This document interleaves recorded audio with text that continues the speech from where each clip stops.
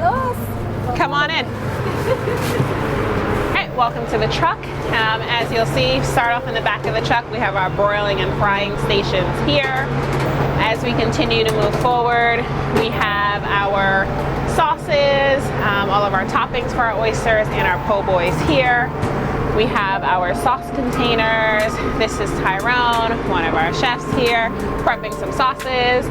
As we continue and move forward, we have Robert over there setting up our front of the house.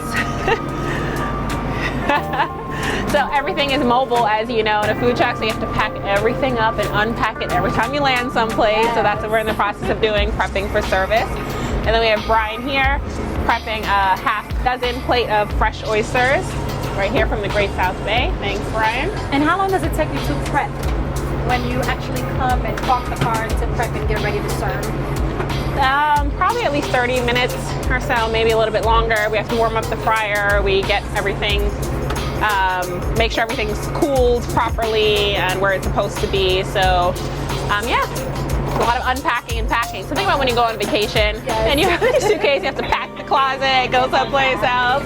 Yeah, so yeah, probably 30 minutes to 45 or so. Okay, and how many oysters do you usually bring with you for like each event, or in general, like just in how many oysters do you guys usually have? Yeah, so we try to anticipate the number of people, but I say standard is that we have at least 500 oysters each service, so we tend not to run out. Oh, perfect. 500 oysters. Yeah, I think the most we sold in one sitting is about 1,000. Okay. And what's the concept after, like, let's say you sold 1,000 today, what happened with the remainder of the oysters? So we bring them back to our distribution center. As I said, my husband's a farmer and a shellfish distributor. And then they're properly refrigerated and stored, and we use them at the next event. So oysters are good for at least 10 days on proper refrigeration, so they can carry over. But now we're going to see how we chop the oysters and to get them ready to prep.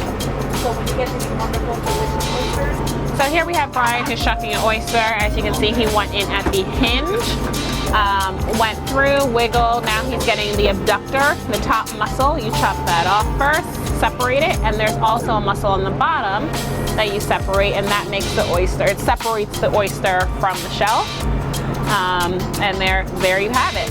So does that mean now the oyster's dead? Yes. I think once you cut the muscles, yeah, it's Yes, you separate it. Oyster. Is there a special knife that you have to use? You need a shucking knife. They sell them at bait and stock stores globally. You can get them online, really anywhere, but they have a multitude of shucking knives and a lot of different styles, so it's really your preference. So as you see, we have oysters on ice there, and then we're in the middle of plating. When we have this oyster raw, you have different toppings that we can choose from to taste the oysters. Can you just tell us a little bit about what are the different toppings you have? Sure. So we have a plate here, so he's putting them together. We always put lemon on our oysters.